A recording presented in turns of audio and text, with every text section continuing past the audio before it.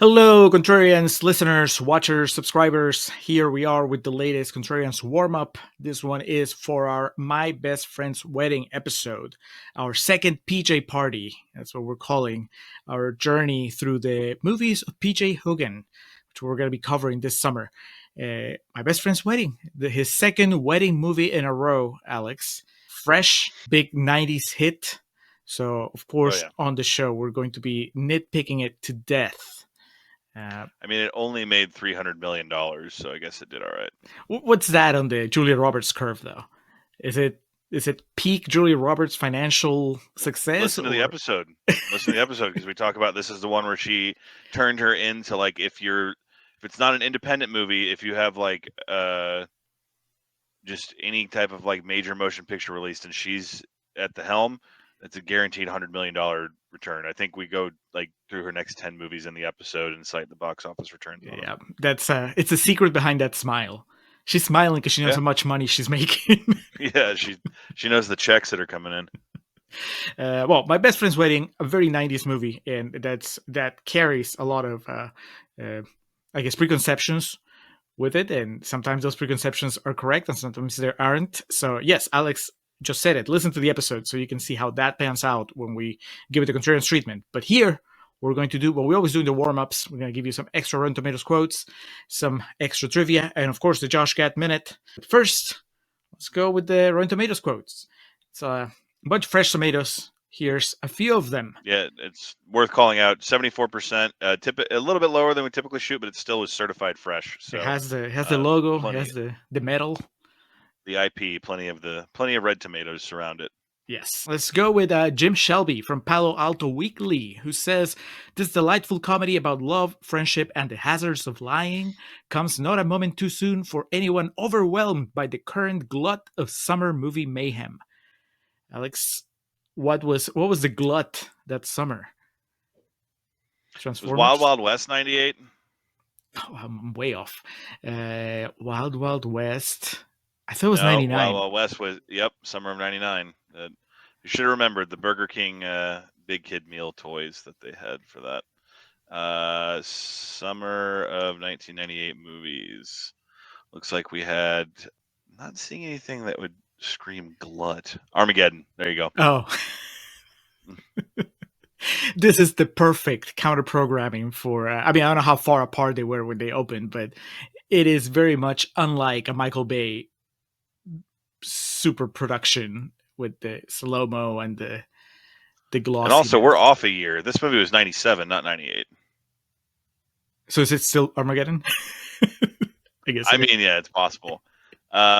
Looks like Men in Black, The Lost World, Jurassic Park, Air Force One, Face Off, Batman and Robin, Con Air. Yeah, this is starting to make more sense now. Looks like My Best Friend's Wedding domestically was fourth behind Men in Black, Lost World, and Air Force One. So sometimes, I'm not saying that that's what happened in this scenario, but sometimes a movie can just benefit from the perfect placement, whether it's the summer or, like those February opening movies that end up making a lot of money because it's, so this could have been it. Would you, we always talk about Mamma Mia and Dark Knight and how that was like really good counter programming. What was it? The Strangers and Incredible Hulk, right? That was that weekend. Well, no. The Strangers came a week after Incredible Hulk because it was the Liv Tyler dominated both sides of the box office. The Strangers came out against Sex and the City. It was right. Okay. My 21st birthday. That's why I remember that so well. Hell of a double feature. Oh yeah. So one of them's good. They both have sequels, Alex. So Sex and the City has one sequel, whereas The Strangers spawned a whole franchise. This is not discussed in the actual episode. I'm ashamed that I forgot to bring it up, but it's worth mentioning right here. This My Best Friend's Wedding came out against Batman and Robin the same weekend. Beautiful. Uma versus Julia, Mulroney versus Arnold. Made considerably more money because Batman and Robin had a budget of like $150 million and didn't even make $300 million. Not even, but it's this one outdid it. But that's tale as old as time. And by old as time, I mean 80s, 90s until today. The idea of releasing the kind of date movie up against the big action epic. Well, in the episode, you actually wonder. We speculate a little bit about what it would be like if George Clooney was playing the Demo Moroni character. If they got a bigger star opposite That would have been Julia. awesome. He's Bruce Wayne and was it Michael Michael. O'Neill? Is that his name? Yeah. The glut of the summer has been explained. Next, Betsy Bozdek from DVDjournal.com says a fun, funny, romantic comedy that, despite a few weaknesses, some tried patches in the script, Moroni's somewhat dull Michael, is entertaining from start to finish. A little bit of a slap in the face for poor Dermot Moroni, who... It's expected at this point. I mean, he's standing there, I guess, like we call it out in the episode. He's the luckiest man alive here, with Cameron Diaz and Julia Roberts fighting to get his attention, to get his love. But what is it like to be Dermot Mulroney and suddenly find yourself in this movie?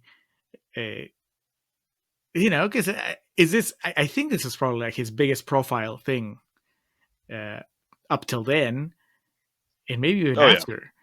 And I mean, you like him in Family Stone, but that's not. That movie is not a pimple on the ass of My Best Friend's Wedding.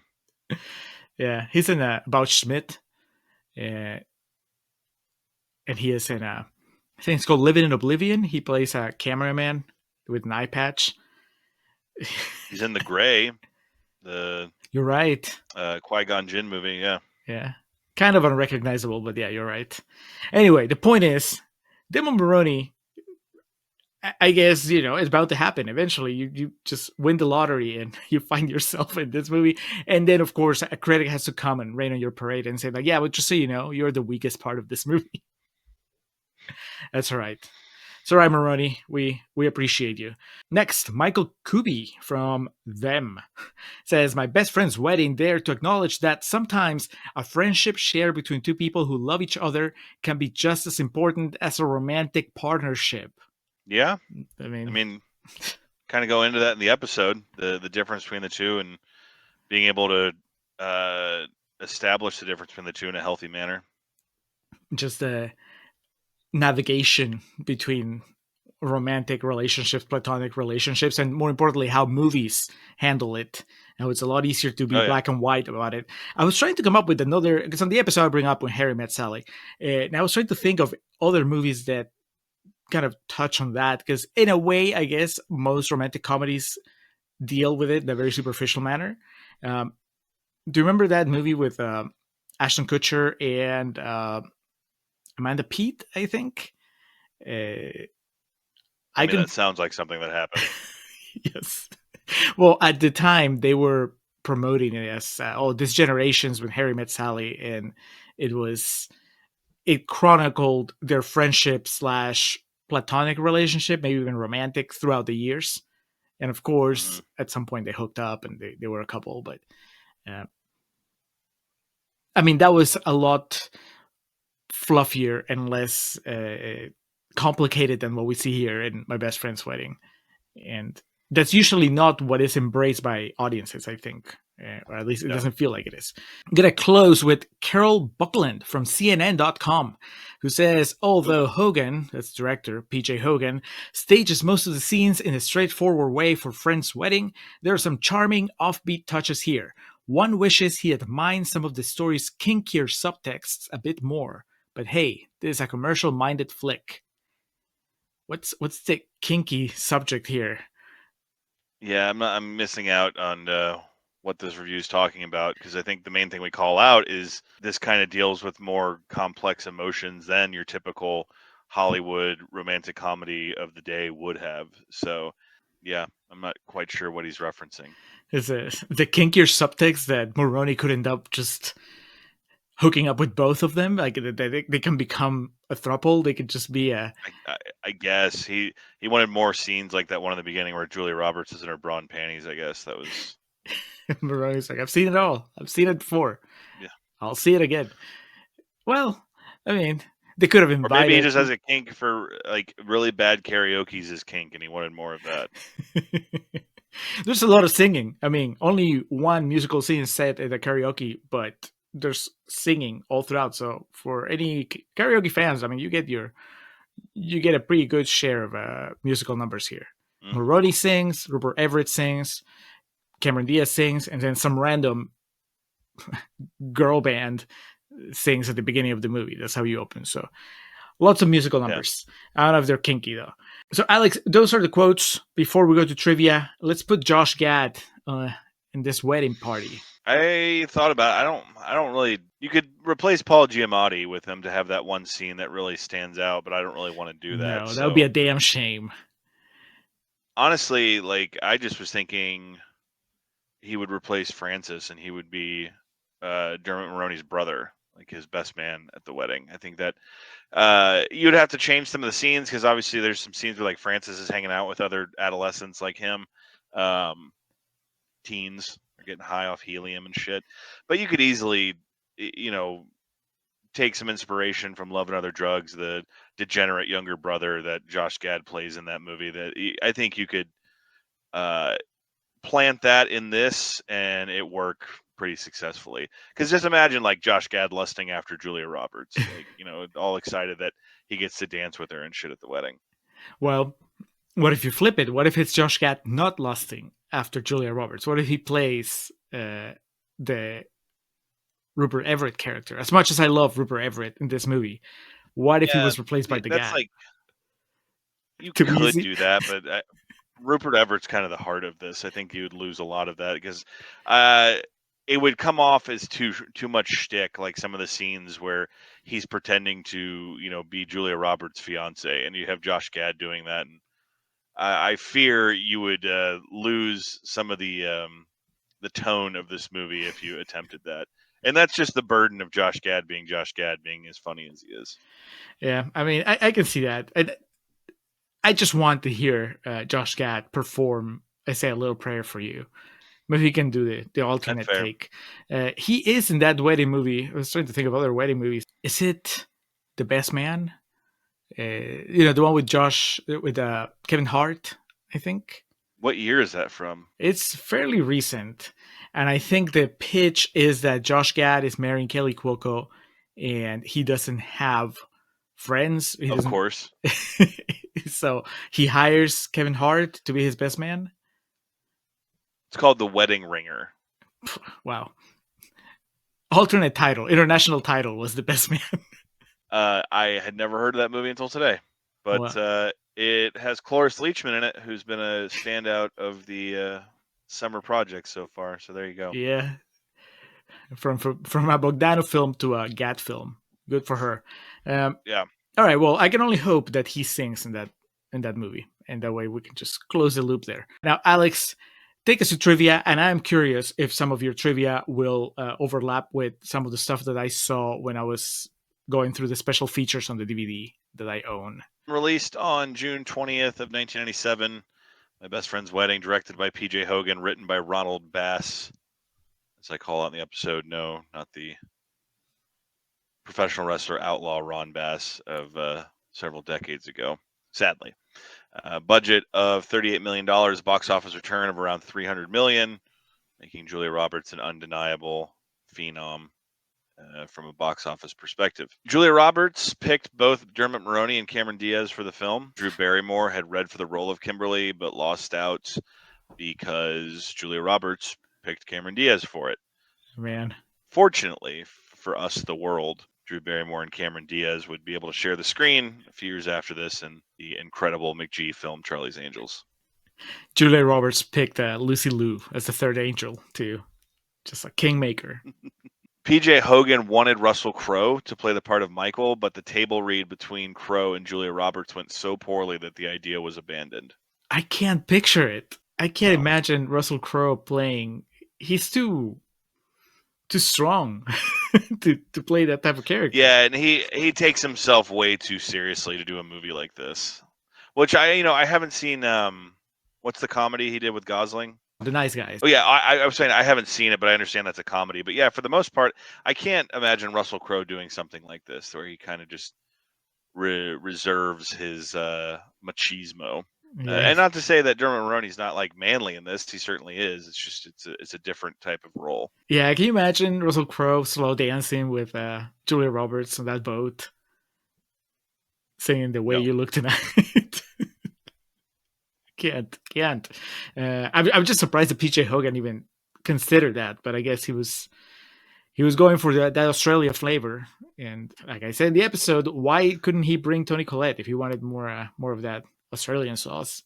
In the movie, Rupert Everett's character's name is George, but in the script he was originally called Digger, Digger.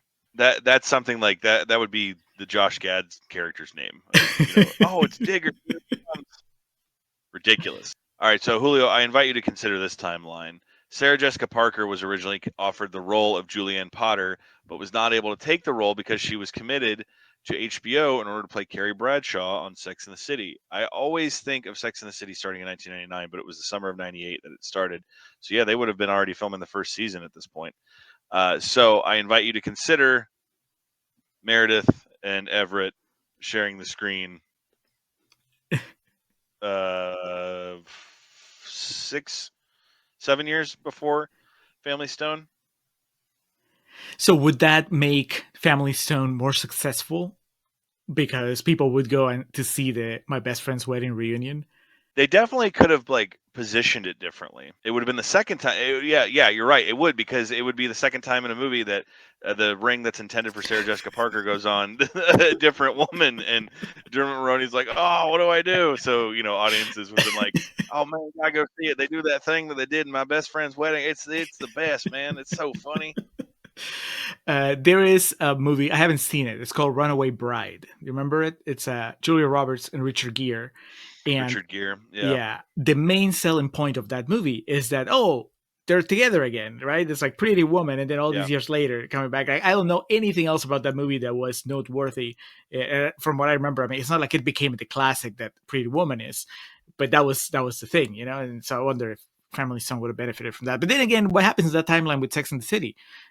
Did somebody else get the role? Is Julia Roberts playing Carrie Bradshaw? I mean, oh man, Cameron Diaz would play Carrie Bradshaw, which, God bless Cameron Diaz. That I don't know if she had the facilities to pull off the sadness of Carrie. You don't know. She was in the Marty Scorsese movie. A very rare instance where the word fuck is used in a sexual context in a PG-13 film. Usually that is an automatic R rating. We talk about that in the episode, and we've also seen movies through our history where it's like, why is this rated R? And other ones, where it's like, how did this get away with a PG-13 rating? I feel that the power of Julia Roberts was kind of, she wielded her sword on this one. It was like, yeah, you sure we don't get that PG-13 rating? A la Spielberg with Lincoln. Yeah, that was. He's just like, my friend, Mr. Franklin, thinks that this should get a PG-13 rating. And yeah, you got me thinking about that too. The whole selling point behind Be Cool, which we've done before, I just remembered, is Uma Thurman and John Travolta dance again. You know? But the movie sucks. Believe it? The difference is this movie sucks. I have one for you, Alex. I don't know if it's on your list, but that's because it kind of I felt vindicated. I call it out on the episode in Contrarians Corner. I kind of jest about the fact that Rupert Everett showing up at the end feels like a rewrite, like something that doesn't belong there, that they just brought him back because audience tests and whatever. And that is kind of what happened. There is footage on the DVD of the original ending, and the original ending is Julia Roberts at the reception just drinking by herself, and then what's his name, the guy from My Big Fat Greek Wedding, I think, that he shows up and basically starts talking to her, and so the movie ends with her meeting John someone. Corbett, Aiton from Sex and the City. John Corbett, right? Yeah, that's yeah. So he shows up, and they don't play the whole scene. It's like they're talking about how bad that ending was, and they're showing that some of the footage. It's just him dressed in his tux, and he's coming to talk to her. And so yeah, apparently audiences hated it, and the entire time, apparently, Rupert Everett had been lobbying to get more scenes in the movie. He had been talking to PJ Hogan. That's awesome. Yeah, he was like, can you please just find something else? Bring me back at the end, because it'd be so much fun. And then audiences hated the original ending. The test screenings, they were loving it until it gets to the end. And so they reshot the ending. They brought Rupert Everett back, and now that's the ending we have. And I kind of stand by what I said of the episode, which I think that logically doesn't make sense because it's not their story, but I think emotionally it works because everybody kind of falls in love with that character, and so it just feels good to have him back at the end and to be the person that Yeah. gives her the hug at the end, or the dance. So I'd never known that, and I like I said, I felt the vindication of like, oh, it wasn't just me being like extra cynical about this movie. It really was a reshoot. It was it was not the what they had originally planned. Yeah, that's awesome. That's hilarious. It does note here, and I'm surprised we didn't bring this movie up in the recording. It mentioned that a gender-bended version of this movie came out in 2008 titled Maid of Honor, maid spelled M-A-D-E, that starred Patrick Dempsey. And Jennifer the, Lopez? the gal from Source Code. No. I think she was on Gilmore Girls, I want to say. Michelle Monaghan was her name. Right. Tom Cruise's that movie, wife. Mission Impossible. Oh yeah, I was like, dude, are you having a stroke over there? What's going on? Not Katie Holmes, no. I think I screened that movie when it came out. That was during the extraordinarily brief period of leading man Patrick Dempsey, film star Patrick Dempsey, I should say. And closing here in 2002. Looks like it made the American Film Institute's list of America's 100 greatest love story movies. And I ask you, Julio, the movies you've seen in your lifetime, would you be okay putting this in the top 100 love story movies? I don't know, it's got that kind of sad edge to it of the real side of love, so to speak, and so that helps me with it. But there's so many movies to say that this would belong in the top 100. I'm just curious. There's so many movies, but there's also 100 is a lot, and I think that you don't want to get repetitive, and I think this movie has enough of a spin that would justify its presence there. I don't have a problem with it, but then again, it's not my genre, so it's not like I have extensive knowledge of the romantic comedy or even romantic in general, like genre, where I can tell you. I know off the top of my head 100 other movies that should be there. So I can tell you Annie Hall, When Harry Met Sally, My Best Friend's Wedding. There you go. You got 3. Keeping the Faith. Keeping the Faith. I don't know. To see that, I would take more issue with. I like that movie, but I don't know about 100. Maybe 200 there. I don't know. Listeners, let us know. Does it belong in the top 100? If not, what belongs instead of it? Like Dr. Zhivago, I think it's supposed to be like very romantic, and I was like, I don't know. I tried to watch it once and I fell asleep, so this one keeps moving. Musical number. Paul Giamatti. Yeah, no, I think it's okay. So anyway, there's a lot of My Best Friend's Wedding talk on our episode, Contrarians Corner, Real Talk. You might be one of those few people like Alex was before we did this episode that has never seen My Best Friend's Wedding. And so just fix that, get it taken care of. Or you could be like me and you watched it, more than once. Whatever the case, have fun with the episode. Coming up next, we're going back to Peter Bogdanovich, another Bogdanov film, number 3 on our journey. And this one is a 0%er. It's super rotten. For P-Bog, it just hits rock bottom with Illegally Yours. Check it out. Watch it so you're ready for us praising it in the next episode. Hopefully we like it so it's not too difficult, but if not, we'll do what we can. So until then, thank you for watching. Thank you for checking out the podcast, and we'll talk to you again soon.